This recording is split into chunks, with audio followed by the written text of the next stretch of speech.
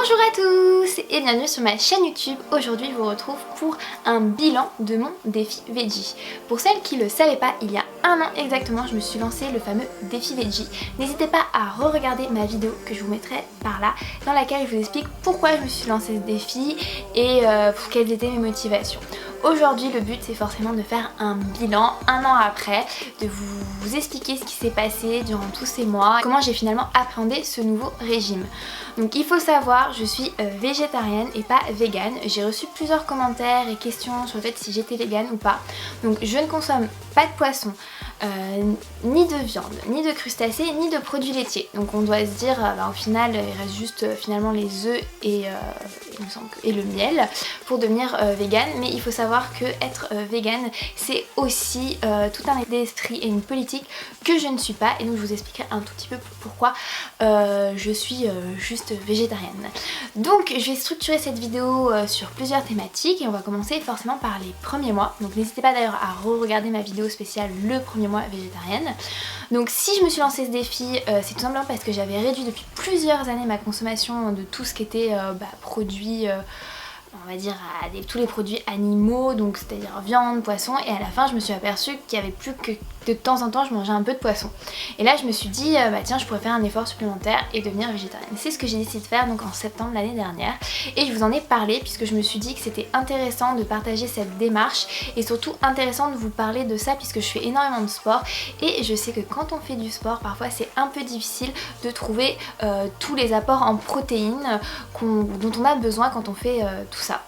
Donc pour le coup ce n'est pas le sujet de cette vidéo, je vous remettrai le lien en fait de la vidéo que j'ai faite exprès, donc comment trouver des protéines et comment équilibrer son régime lorsqu'on est végétarien, c'est juste par ici et je vous conseille vraiment de la regarder puisque ça va lever quelques préjugés du type on peut pas, quand on fait du sport on est obligé de manger beaucoup de viande, alors que pas du tout, on peut tout à fait être végétarien voire même vegan et faire du sport en étant en très très bonne santé.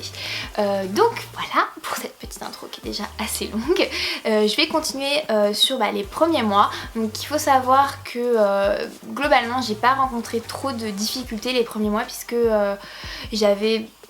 déjà pris l'habitude de plus trop consommer de viande ni de poisson, mais c'est vrai que ma famille au début était un peu surprise, genre oh encore une lubie, j'espère que ça va pas durer longtemps. Et c'est vrai que des fois c'est un peu difficile finalement quand on est dans la famille d'expliquer nos motivations, de dire pourquoi on est végétarien. Et finalement, contrairement peut-être à beaucoup de retours que j'avais eu sur ce régime là, des fois on peut avoir des commentaires négatifs dans notre famille du genre la salade elle souffre aussi. Finalement je n'ai eu aucun commentaire de ce genre là. Au contraire ma famille était assez curieuse, mes amis aussi, de savoir depuis quand j'étais végétarienne, qu'est-ce qui m'avait motivée dans ce choix là et qu'est-ce qui me motivait à rester végétarienne et surtout quels étaient des conseils que je pouvais donner et comment j'équilibrais mon alimentation. Donc c'était vraiment plus de la curiosité, quelque chose de toujours très positif. Honnêtement les commentaires négatifs ou les petites allusions ça a été c'était vraiment très très peu comparé à tout le positif que j'ai reçu sur ce choix de régime alimentaire. Et c'est pas devenu, je suis pas devenue l'attraction au repas de famille en fait à chaque fois au contraire je trouvais qu'il faisait vraiment des efforts supplémentaires pour me proposer un petit truc à côté, ou même moi je mettais la main à la pâte pour vraiment pas embêter l'autre où j'allais, pour dire non c'est pas grave, t'inquiète pas, je vais manger autre chose, on va se faire un petit œuf, ou je vais me rajouter un peu de riz, vraiment c'est vraiment pas grave. Et je crois que ça a été vraiment très très positif les premiers mois. Après finalement c'est peut-être les questions qui revenaient surtout, c'était comment je faisais en voyage, comment je faisais en déplacement.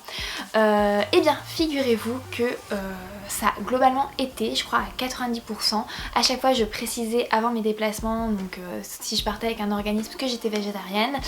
sans lactose, et pour le coup à chaque fois j'avais des super plats. Je crois que mes compagnons de voyage étaient limite jaloux des repas que je pouvais avoir durant ces séjours ou ces déplacements. Donc globalement j'ai pas eu de soucis, je crois même que j'ai été très surprise, c'était quand j'étais en Irlande, donc on était vraiment dans la campagne, on captait même pas en termes de téléphone, on était dans le trou du cul de l'Irlande et j'avais un repas mais juste génialissime.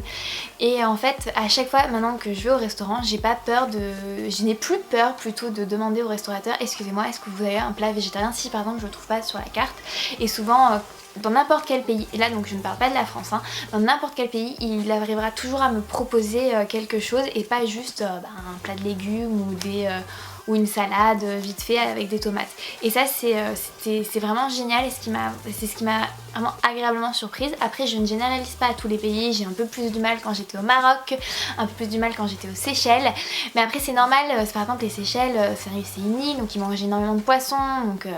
voilà. Mais et au Maroc c'était encore un peu plus compliqué puisqu'on me proposait absolument du poulet et je dis bah non je suis végétarienne mais le poulet c'est pas... Enfin bon, c'était assez drôle, j'avais un joli petit sketch là-bas, mais ça fait des belles anecdotes et au final bah, on se débrouille, on s'adapte et je n'ai jamais, en un an, je n'ai jamais remangé de la viande, ni de poisson, ni crustacés et ça c'était cool, mais ou par erreur, par exemple si on me sert un plat et bim je tombe sur ça. Par contre j'ai mis un bémol sur les restaurateurs en France et je trouve que c'est vraiment compliqué. Voilà, ça a été, c'est le plus dur et pour moi des fois c'est limite angoissant d'aller dans un restaurant dont je ne peux pas connaître la carte en amont, donc souvent je vérifie quand on m'invite, j'essaie de vérifier un peu avant en me disant bon ben c'est bon, il y a un plat végétarien ou je vais pouvoir demander qu'on retire le poisson ou qu'on le change. Mais des fois il y a des restaurateurs qui sont hyper butés et qui ils me disent bah écoutez on va vous faire une assiette de légumes. On va me dire bon bah, l'assiette de légumes c'est cool mais ça remplit pas un estomac des fois hein. Et des fois c'est même limite c'est très désobligeant avec des regards, des yeux en l'air ou des soupirs ou du genre qu'est-ce qu'elle a encore celle-là. Donc c'est assez frustrant et honnêtement ça ne m'est arrivé qu'en France ce genre de comportement et c'est très dommage parce que franchement limite moi ça m'énerve et je me dis bah écoute voilà je vais payer ton plat, ça serait bien que enfin c'est pas grave mais c'est juste j'en reviens pas en fait qu'en 2017 il y a encore des tels comportements dans des restaurants français et je ne généralise pas puisque j'ai mangé dans beaucoup de restaurants et des fois le chef est sorti en me disant bah écoutez on va vous faire ça et je trouve que je me dis mais un restaurateur il doit plutôt se dire bah tiens c'est un challenge, je vais essayer d'innover un peu mais non. Honnêtement, et c'est à 80% des cas dans les restaurants français, c'est très difficile quand tu es végétarien. Je généralise pas encore mais c'est en train de changer. Maintenant je vais plutôt parler peut-être du regard et des interrogations des autres donc puisque comme je l'ai dit dans ma famille il n'y a pas eu de soucis mais parfois c'est vrai que on peut avoir des regards assez genre pourquoi elle est végétarienne et je trouve qu'au contraire les personnes essaient vraiment d'échanger, de nous demander bah, comment on a fait, quel a été le processus, si ça a été du jour au lendemain et je trouve que c'est plutôt éducatif et je crois d'ailleurs que justement quand on veut peut-être essayer de convertir entre guillemets ou pas de convaincre mais en tous les cas de montrer à notre entourage qu'on n'est pas obligé de consommer de la viande tous les jours, qu'on peut tout à fait réduire notre consommation sans pour autant être en mauvaise santé. Je trouve ça super important de pouvoir échanger calmement avec ces personnes et on n'est pas forcé de devenir végétarien, on peut tout à fait choisir d'être flexitarien avec une consommation de viande et de poisson raisonnée et vraiment sourcée localement ou en tous les cas avec un commerçant qui respecte nos valeurs et moi je trouve ça déjà super et c'est pour ça que j'aime échanger et je suis pas du tout, c'est pas parce que je suis devenue végétarienne que pour moi il faut devenir végétarien, absolument pas du tout. Au contraire moi je pense que il suffit vraiment d'échanger, de discuter avec ces personnes et honnêtement en un an je n'ai eu que des très belles conversations là-dessus. Des fois il y a effectivement des petites réflexions qui passent, c'était vraiment du positif et de l'échange et de la pédagogie sur cette consommation de viande et je tiens encore à rappeler que ce n'est pas parce que je suis végétarienne que je déteste tous les agriculteurs ou tous les éleveurs de vaches et les producteurs de lait, pas du tout hein. Je pense que c'est juste un choix de consommation et je suis sûre qu'il y a des personnes qui sont tout à fait capables de consommer local et bio tout en respectant un peu plus la planète mais effectivement maintenant pour moi ça me ça me viendrait même plus à l'idée par exemple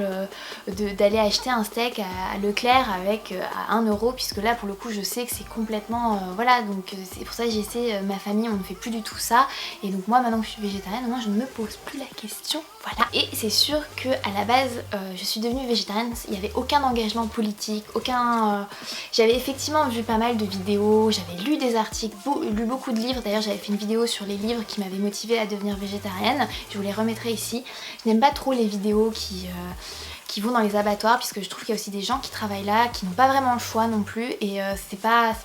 que c'est pas leur faute mais aussi il y a une mise en accusation alors que c'est pas les abattoirs qu'il faut remettre en question, c'est finalement tout un circuit, toute une industrie et en pointant juste du doigt ça c'est dommage parce qu'il y a vraiment plus à comprendre et c'est pour ça que je préfère lire des livres, m'éduquer dans ce sens là que être tout de suite choquée par ces vidéos qui sont vraiment très gore et qui des fois on te laisse un peu, ça te laisse un peu pantoise quoi, voilà. et pour le coup au bout d'un an, c'est vrai que je dis la question qui revenait souvent, pourquoi t'es devenue végétarienne? Et donc à chaque fois je dis toujours je mangeais très peu de viande, très peu de poisson à la base, puis je me suis dit que je pouvais faire un geste pour la planète en supprimant totalement la viande et le poisson. Et c'est vrai que c'était assez neutre, il n'y avait aucun engagement politique là-dessus, c'était juste finalement une conviction personnelle que je pouvais tout à fait le faire, que je pouvais vivre sans viande et que c'était mieux pour la planète, puisque ça fait quand même un geste là-dessus, puisque c'est indéniablement l'industrie de la viande, l'industrie bovine, l'industrie du poisson un énorme impact sur l'environnement. Je me disais voilà, quand j'achète mon produit, quand je cuisine, je vote en fait, et j'ai enlevé mon vote à cette industrie-là, et je me dis j'encourage finalement à consommer différemment. Et c'est vrai que j'avais pas du tout de politique du type non, c'est pour protéger les animaux,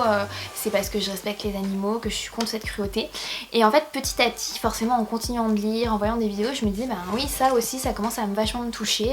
Je crois que c'est pas possible, c'est vraiment pas possible finalement de pouvoir avoir son chat chez soi, l'aimer et manger derrière un pauvre petit cochon qui vous a rien fait au final. Et c'est peut-être ridicule, ça peut sonner ridicule pour certaines personnes, mais après avoir lu énormément de livres, et notamment je crois que c'est dans Species, Antispécies, enfin je vous remettrai les liens ici, j'ai réalisé à quel point on avait des jugements de valeur entre certaines espèces, en me disant tiens, pourquoi on mange une vache, pourquoi on mange pas un chat, pourquoi on mange pas un hamster, et pourquoi on mange par exemple, je sais pas, du saumon, alors qu'au final ça reste des animaux et qu'on a juste une appréciation différente. Et c'est vrai que petit à petit mon végétarisme qui était un peu athée s'est politisé entre guillemets, et c'est pour ça que des fois j'aime aussi discuter de cet aspect là. Mais voilà, j'ai mis un mais, je suis pas devenue végane. Voilà, et ça c'est pour moi hyper important de rajouter aussi dans ce bilan cet aspect véganisme, puisqu'en fait le côté négatif d'être devenue végétarienne, c'est que je me suis littéralement fait agresser par de nombreux véganes, et je généralise pas à tous les véganes, au contraire je les admire, et je suis de nombreuses youtubeuses véganes qui m'encouragent, qui me donnent vachement de recettes, mais je suis seulement végétarienne et je compte pas devenir végane, tout simplement parce que pour moi il y a vachement de théories qui sont très très alambiquées, et qu'il suffirait juste de sortir un peu de sa bulle et de ses théories pour voir que des fois il y a, comme le flexitarien, on peut tout à fait manger des œufs, et je comprends pourquoi les véganes sont totalement contre la consommation de tous les produits d'origine animale, mais voilà, pour moi l'œuf de la poule c'est juste l'incarnation de beaucoup de théories complètement tordues, et qu'il suffit juste de vivre 3 jours à la ferme pour s'apercevoir que c'est n'importe quoi ce qu'ils racontent, mais voilà. Et en fait je trouve que dès qu'en fait on essaie de discuter avec ces personnes, elles sont hyper fermées, et en fait elles vous imposent un raisonnement, et en fait même en étant juste végétarienne, je suis encore dans l'erreur d'après elles. Il n'y a aucun, alors que dès que j'ai rencontré d'autres végétariens, les végétariens sont un peu, enfin les végétariens, voilà, ça fait encore des cases et ça m'énerve, mais je trouve qu'on est vachement plus ouvert, on est plus dans la pédagogie, on est plus là pour aider, expliquer et éduquer, comme quoi c'est important quand même de réduire sa consommation de viande, même pour sa santé, c'est pas uniquement pour l'environnement. Et je trouvais que toute cette communauté végane était des fois hyper agressive et pas du tout ouverte, et pas du tout pas encourageante, pas motivante. Enfin j'ai trouvé ça hyper dommage, puisque de nombreuses fois je me suis pris la tête avec ces gens là, et je trouve ça hyper dommage, puisque c'est tout le temps dans l'agression,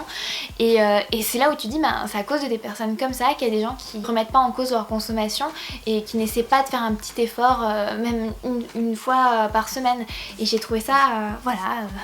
et c'est pour ça que je pense pas que je deviendrai végane un jour, et c'est important pour moi de vous rappeler que je ne suis pas végane, puisque des fois je reçois des réflexions sur le fait que je consomme des œufs, que je porte du cuir, donc non, je le suis pas, et pour moi je pense que je le deviendrai jamais, c'est vrai que par contre j'ai essayé de faire des efforts dans tous les produits cosmétiques, donc en cherchant forcément des produits véganes, parce que ça me permet de vérifier qu'ils sont bien sans cruauté, sans test animal, et ça c'est devenu hyper important pour moi. Mais voilà, pour moi il y a vraiment cette limite, et c'était important pour moi de le souligner, et je tiens encore à mettre des bémols partout, je ne généralise pas, il y a des véganes qui sont adorables, qui sont hyper sympas, mais voilà, c'est important aussi de souligner qu'il y a quand même une grosse guéguerre sur tout ce qui se passe dans notre assiette, et c'est vraiment dommage. Je crois que dans un repas on peut tous prendre du plaisir à manger tous ensemble, même avec des régimes différents. Donc je vais quand même conclure cette vidéo qui va être très très longue avec le bilan de ces 1 an, la conclusion, c'est que je n'ai aucun regret. Je suis même super contente, super fière de dire que ça fait 1 an que je suis végétarienne. C'est vraiment top. La question qui revient souvent, c'est est-ce que j'ai craqué? Est-ce que j'ai mangé de la viande? Est-ce que j'ai mangé du poisson? Non, pas du tout. Est-ce que ça m'a manqué? Donc ça, des fois, c'est des questions qu'on me pose assez, bah tiens, est-ce que ça te manque? Non, la viande me manque pas du tout. Vraiment pas. C'est vrai que des fois, quand je vois des plats passer au restaurant de mes amis qui mangent, donc par exemple du poulpe, donc il faut savoir, j'adorais le poulpe, les crevettes, le poisson. Des fois j'ai des ça a l'air bon ce plat, mais tout de suite je me dis bah non, en fait tout ce qui se passe derrière avant que la crevette ou le poulpe arrive dans ton assiette, ça me bloque, et donc non, ça me donne pas envie d'en manger. Mais parfois il m'arrive de commenter ces plats en disant ouh ça a l'air super bon, et mes amis de me dire bah tu peux goûter, personne le saura. Oui mais non en fait. Et je trouve ça super rigolo à chaque fois, et ça me dérange pas de dire oui ça a l'air bon, parce que ça ne m'écœure pas la viande, enfin ça m'écœure pas de voir ça, parce que bah voilà, ça reste quand même de la cuisine, et j'aime bien des fois le dire à mes amis. Mais pour moi voilà, ce bilan est hyper positif et j'ai eu aucun manque. Et lorsque je me suis blessée sur le marathon de Barcelone, je remettrai et voilà, il y a eu beaucoup de questions de mes médecins à savoir si est-ce que c'est parce que j'étais végétarienne que je m'étais blessée, que je m'étais fait une fracture, et la réponse est non, puisque quand je me suis fait ausculter par un médecin, on a aussi fait des analyses sanguines qui ont révélé que tout allait bien, que j'avais aucune carence et que mes os étaient en très bonne santé. Donc voilà, ça lève un autre cliché sur le sport et le végétarisme. Donc si jamais vous voulez devenir végétarienne, n'hésitez pas à me poser vos questions là-dessous. J'espère vraiment que cette vidéo vous aura plu. Pour ça, à mettre un petit pouce si c'est le cas, et surtout à vous abonner à ma chaîne YouTube. Je vous donne rendez-vous très bientôt, peut-être pour une autre vidéo défi veggie ou sport. Bye bye!